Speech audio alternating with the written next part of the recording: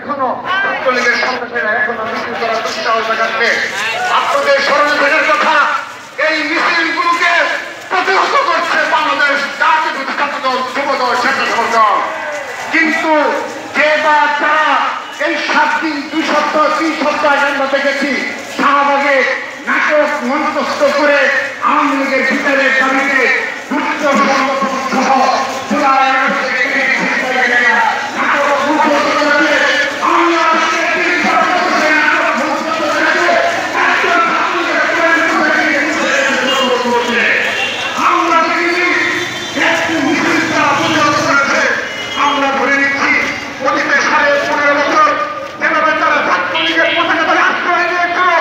আমরা মনে করি এখন তারা সেসব ছাত্রলীগের সন্ত্রাসীদের পুনর্বাসন করছে এবং যেসব ছাত্রলীগের মিছিল করে তাদের সামনে দাঁড়ানোর মতো ক্ষমতা এই গুপ্ত সংগঠনের নেই। সে কারণে আজকের দিন পর্যন্ত এই ছাত্রলীগকে ঢাকার রাজপথে প্রতিহত করার দায়িত্ব নিয়েছে বাংলাদেশ জাতীয় ছাত্র দল। বাংলাদেশের ছাত্র সমাজকে রক্ষার দায়িত্ব নিয়েছে বাংলাদেশ জাতীয় ছাত্র দল। আমরা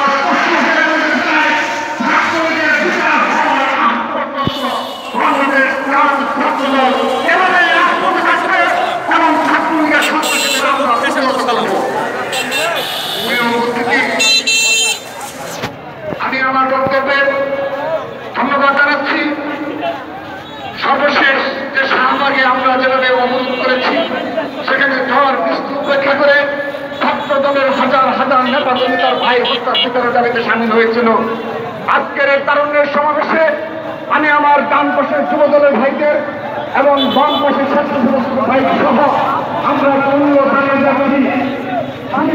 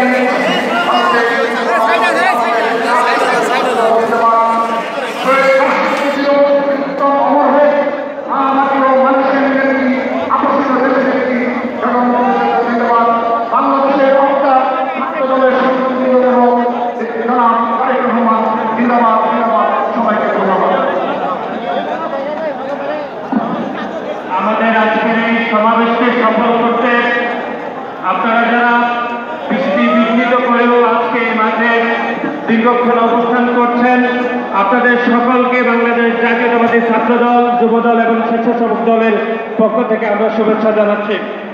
আমাদের মধ্যে বাংলাদেশ জাতীয়তাবাদী ছাত্র দল, যুব দল এবং স্বেচ্ছাসেবক দল রাজশাহী জেলার নেতৃবৃন্দ উপস্থিত ছিলেন রংপুর জেলা এবং মহানগরের ছাত্রদল, যুবদল এবং স্বেচ্ছাসেবক দল উপস্থিত ছিলেন পাবনা জেলা ছাত্রদল, যুবদল এবং স্বেচ্ছাসেবক দল, নওগাঁ জেলা ছাত্রদল, যুবদল এবং স্বেচ্ছাসেবক দল, লালমনিরহাট জেলা ছাত্রদল, যুবদল এবং স্বেচ্ছাসেবক দল, বগুড়া জেলার স্বেচ্ছাসেবক দল, যুবদল এবং ছাত্রদলের নেতৃবৃন্দ, পঞ্চগড় জেলার ছাত্রদল, যুবদল এবং স্বেচ্ছাসেবক দলের নেতৃবৃন্দ, সিরাজগঞ্জ জেলার ছাত্রদল, যুবদল এবং স্বেচ্ছাসেবক দলের নেতৃবৃন্দ, রাজশাহী জেলা মহানগর স্বেচ্ছাসেবক দল, যুবদল এবং ছাত্রদলের নেতৃবৃন্দ, রংপুর জেলা এবং মহানগর ছাত্রদল, যুবদল এবং স্বেচ্ছাসেবক দলের নেতৃবৃন্দ, ঠাকুরগাঁও জেলা ছাত্রদল, যুবদল এবং স্বেচ্ছাসেবক দলের নেতৃবৃন্দ, শহীদপুর জেলা ছাত্রদল, যুবদল এবং স্বেচ্ছাসেবক দলের নেতৃবৃন্দ, দিনাজপুর জেলা স্বেচ্ছাসেবক দল,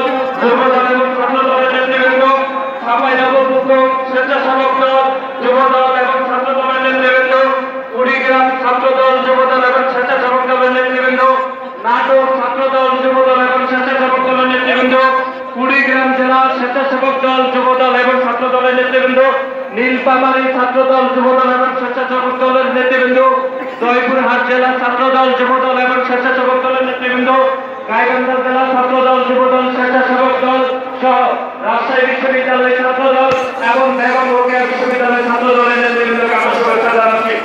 সংগ্রামী সমাবেশ এই পর্যায়ে বক্তব্য রাখবেন বগুড়া জেলা যুবদলের আমাদের সংগ্রামী নেতা জনাব ইমরান ভাই। 2013 সালের 2 ডিসেম্বর আওয়ামী লীগ সন্ত্রাসীর হাতে খুন হয়েছিলেন।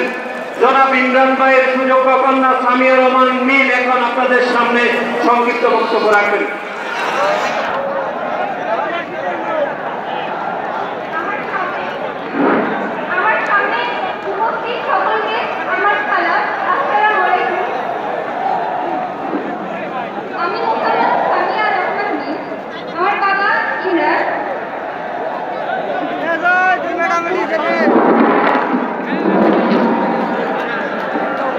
বগুড়া শহরের 4 নং ওয়ার্ডের যুবদল নেতা ইমরান হত্যার পুনরায় তদন্ত দাবি করছি।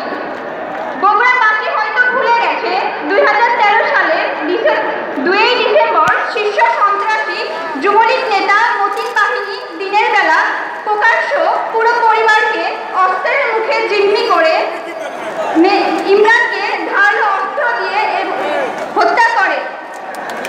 এই হত্যাকাণ্ডটি ছিল বিভীষিকাময়, ইতিহাসকেও হার মানায়। এই দিন শীর্ষ সন্ত্রাসী যুবলীগ নেতা মতিন বাহিনীর পুরো পরিবারকে জিম্মি করে। সেই দিন তার বড় ভাই হিলু প্রাণে তদন্ত দাবি করছি এবং দোষীদের ফাঁসি দাবি করছি। বিগত 10 থেকে 15 বছর আমরা কথা বলতে পারিনি। এই সময়টা আমাদের পুরো পরিবারের খোঁজ খবর রেখেছেন জনাব তারেক রহমান। তিনি সবসময় আমাদের খোঁজ খবর নিতেন এবং আমাদের পরিবারের পাশে ছিলেন। আমি তার দীর্ঘায়ু কামনা করছি এবং তিনি যেন দেশে তাড়াতাড়ি ফিরে আসেন সেই দোয়াই করছি। ধন্যবাদ সবাইকে। আসসালামু আলাইকুম। রংপুর মহানগর যুবদল